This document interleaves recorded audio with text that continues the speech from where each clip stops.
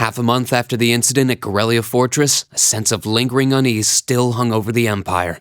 The government increased patrols by the railway military police as part of their counter-terrorism measures, while the noble faction bolstered their provincial armies.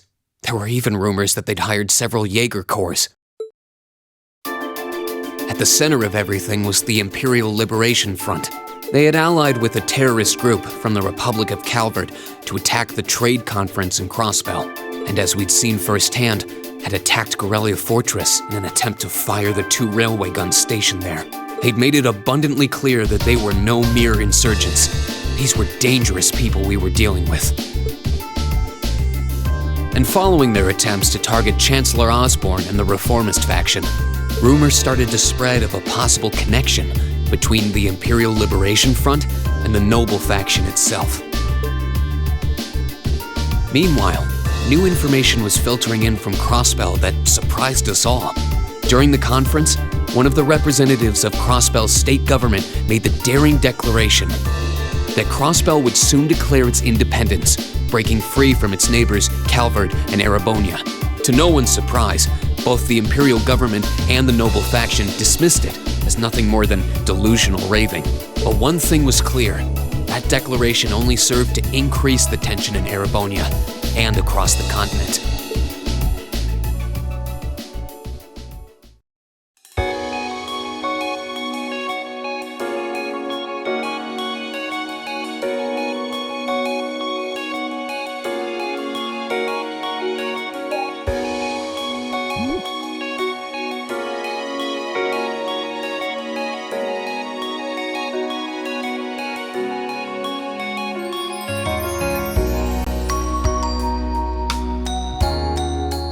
On a cool, clear autumn day, the Academy's prestigious board of directors gathered for their first meeting of the year.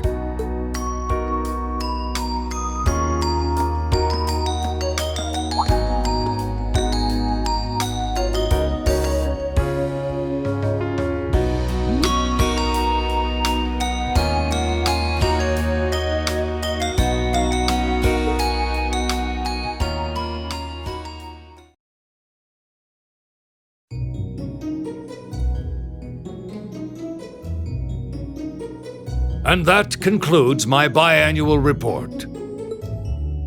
Good. It seems the Academy is running like a well-oiled machine. No administrative issues to speak of. Student performance is sitting comfortably above the national average on exams and on general aptitude tests, too. The second-year students seem to be having a banner year as well. The Student Council President, in particular, has built up an outstanding array of extracurricular achievements. Well, she attended last month's trade conference, and from what I hear, she put the professional secretaries to shame. I only wish the conference could have ended on a more positive note. I'll say, the share prices of my company have been on a real roller coaster ride ever since. Undoubtedly, what happened at the trade conference has wreaked havoc on the economy as a whole. But moving on. I couldn't help but notice in the recent exam reports that Class 1 and 2's academic performance seems to be slipping. Perhaps the preferential treatment given to the upper-class students is hindering their scholastic development? Well, students belonging to the nobility are allowed to return home during August to learn more about their family's lands. It's a tradition here, but one I can't help but wonder if we've outgrown the need for in this modern age. If I may, traditions accumulate and hold meaning only so long as they're preserved. Our nation's culture, its arts, its social classes, all are rich with tradition that makes Erebonia what it is, and I believe we have a duty to protect and uphold them. After all, does not this very institution champion the ideals of its founder, Emperor Dreigels? Indeed it does. Though I've always understood Dreigels' intent to be the founding of an academy for the people. Even 200 years ago, when education was seen as the province of the nobility, male commoners were permitted to enroll. Today, we have plenty of young women attending, and the commoners easily outnumber the nobles on campus. Perhaps it's time we started taking strides to realize Emperor Dreigels' true ideal. You seem to be laboring under a few misconceptions here. Commoners were permitted to attend, but only as retainers. Retainers served knights, who served lords, who served the emperor. That's the way the Erebonian society functioned. From that vantage, the structure of the academy in its earlier days certainly seems to have embodied that social order. And if that's so, what is there to suggest that it's not the social order itself that has become the aberration? Well, For one, if that were the case, it would be far easier for me to see my views put into practice. But I can hardly get a word in edgewise between you two. Well, I'd certainly enjoy a return to the way things were in Dreikel's time, at least in that particular respect. Our apologies, Your Highness. well, our role here is to consider your views and work toward implementing them. See what I mean? Would you be so kind as to help me out here, Principal? I'm here to moderate this board. It wouldn't do for me to express my position on the issues at hand. That said, I'm sure your passion for reform will triumph in the end, Your Highness. I suppose I should have known better than to look to my old teacher for sympathy. It warms my heart to see such a fine teacher-student relationship. Now, if I may, I'd like to steer this discussion toward a rather timely topic. We've already touched on the issues regarding the Orbal Net and the Orbal Staves, but I'd like to stress again that the adoption of new security measures for the Orbal Net should be a top priority.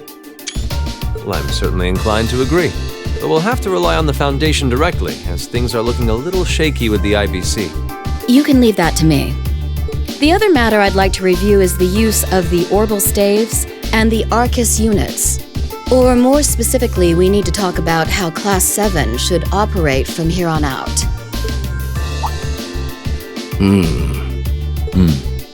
Setting aside the fact that my daughter is a member of Class 7, I think we need to reconsider how the class should be run, in light of what happened at Garrelia Fortress.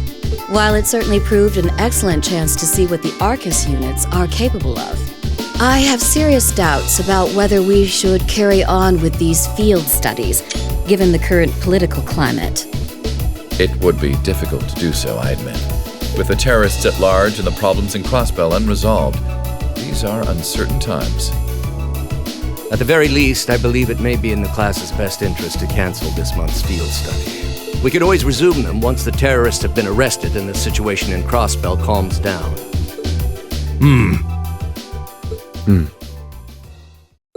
Arise, O youth, and become the foundation of the world. I'm sure you all recognize the words of Emperor Dreikel's. They become something of a school motto here. It's my belief that Class 7's actions at Garrelia Fortress perfectly embody the spirit of that directive. They stood together to stop a tragedy in the making and, in a sense, protected the foundation of our world. No one ordered them to do it. They took action of their own free will, because they knew in their hearts what was right. Some might call it recklessness. Some may think it rash. Some may even venture to call it hubris. However, as chairman of this academy, I'm incredibly proud of what the brave young men and women of Class 7 achieved. Your Highness. Troubled times may lay in store for Erebonia, and for the entire continent in the months and years to come. But I believe that makes something like Class 7's field studies all the more significant. The experiences they're having now will help them find the strength and the means to press on through adversity. I can't be the only one who feels this way, can I? They do seem to be showing remarkable growth. That much is true. Although I have no idea how much my daughter is really capable of, immature as she is. I could say the same of my hothead of a son. I do wonder about my brother sometimes. However, it does seem that enrolling at this academy has helped him start breaking out of his shell.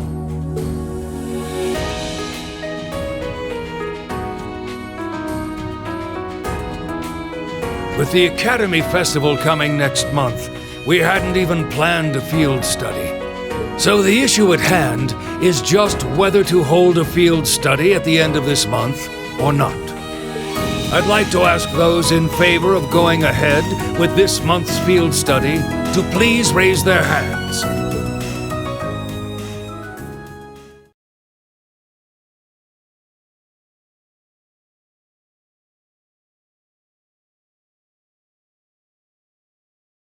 All right, I'd like to begin by taking everyone's ideas for our class's part in the school festival.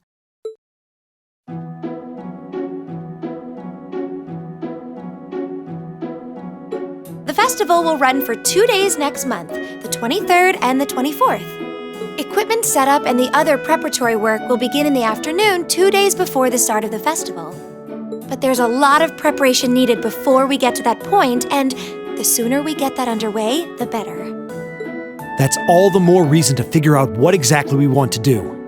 Some of our options include displays, events, stage shows, and cafes. Does that sound right, Crow?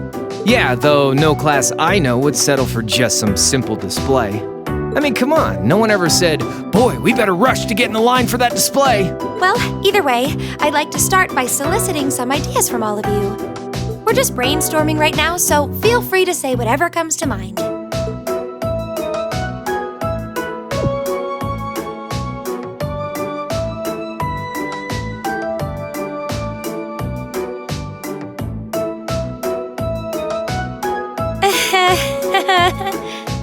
Would it kill you all to give just a teensy bit of cooperation? I know. It's just... It's kind of hard to focus right now. You're one to talk, standing up there with your nervous fidgeting. Well, I can't say I'm surprised. The board of directors is in session as we speak, deciding what'll happen to our class. And those of us with family members who sit on that board probably have even more cause for concern. You can say that again. We can't even be sure whether there'll be a field study this month. That's about the long and short of it. With everything that happened during last month's field study, it honestly wouldn't surprise me if they just canceled it. I can't say I have any particular feelings of attachment to our field studies, but I refuse to accept needless changes to our curriculum, especially with my brother involved in the decision-making process. Yeah, I can see what you mean. Makes sense to me. We also have to account for the fact that going on our field study means that much less time to prepare for the festival. So, as you can see, it presents a bit of a problem. Man, look at you guys taking this all seriously. I probably should have asked a little earlier, but what's this festival you guys keep talking about? Wait, seriously? Oh, I'm sorry. I should have gone over that for your benefit. Every year, the students here organize and put on a school-wide festival. There are stage events, food stalls, and all kinds of things to see and do. And it generally falls to each of the first-year classes to provide the main attractions.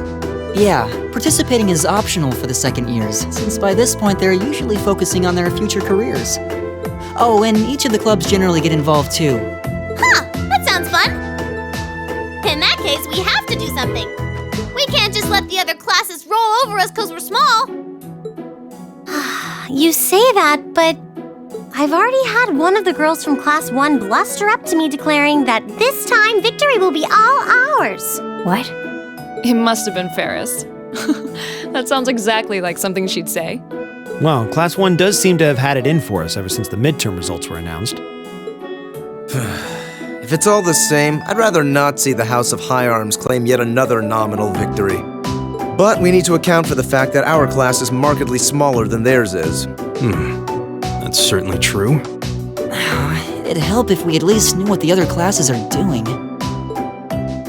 It kind of seems like everyone's having trouble staying focused. Come on, everyone, get it together.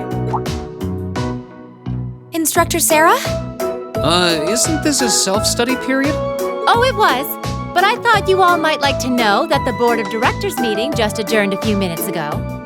So I decided to skip along down here and be the first to break the news. Then? What about our next field study? Are we still on? The Chancellor's not the only one with a little too much iron in his blood. Because the board voted unanimously to have you continue your field studies. You mean it? So that's how it is. You know, even though they're always hard work, I actually feel a little relieved. Considering all that happened last month, we'll need to be especially careful this time around. Still, it feels like our field studies are a big part of who we are as a class. Yeah. They're kind of a pain, but oh well. We should be grateful to His Highness and the directors. That's good news. Seeing the hard road and the easy road, then picking the hard one anyway. That's youth for you. It also sounded like His Highness and the directors will be taking off in pretty short order. So I'll let you guys out of study hall early to go see them if you want. Oh, If you say so. I think I'll take you up on that.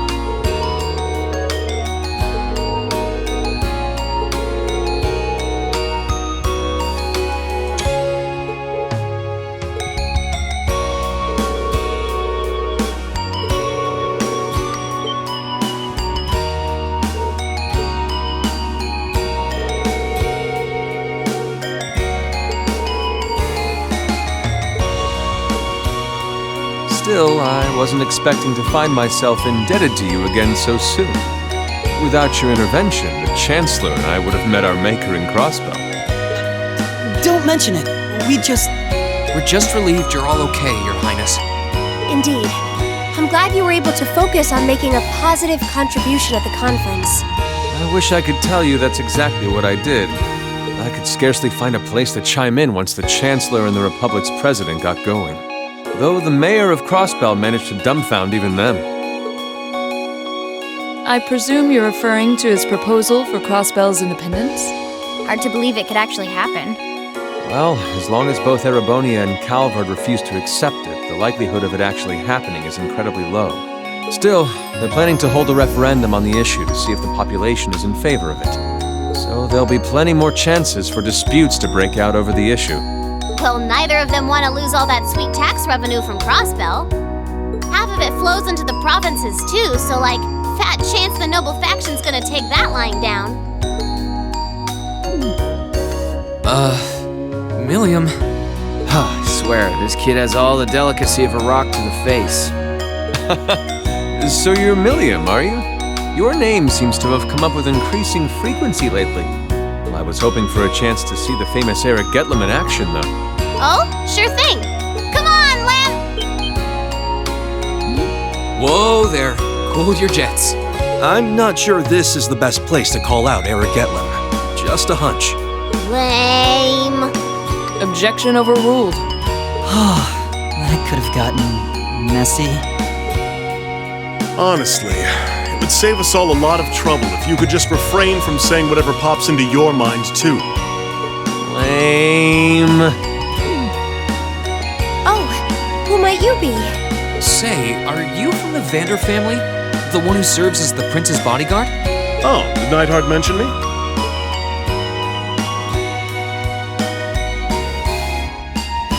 I'm Mueller Vander of the 7th Armored Division. I was with the prince at the conference in Crossbell, so I'm in your debt as well. Glad to be able to thank you personally. The honor is ours, sir. It's an honor to meet a member of the esteemed Vander family. Ah, so you're the Radiant Blade Master's daughter. And you must be a practitioner of the 8 Leaves, 1 Blade style. I'm always happy to meet fellow students of the sword. Oh, and you must be the young man from Nord who my uncle wrote a reference for. Yes, that would be me. I owe a lot to Lieutenant General Vander. It sounds like he's in your debt as well, with everything that happened in Nord a few months ago. Well, you all seem like dependable young men and women. Perhaps the prince's idea had some merit to it after all. See? What did I tell you? And it's not just Class 7 either. The whole academy seems so full of life. Perhaps I should take this opportunity to break down social barriers by getting to know all of them in the academy's pool. If you really want to work up a sweat, I'd be glad to let you run back to Heimdall. If you kept up a good sprint, I'll bet you could even make it in a couple hours. You'd actually make me do it, too. Cruelty. My name is Mueller. It's like their hearts practically beat in sync. That's certainly one way to look at it. I wonder how long they've known each other.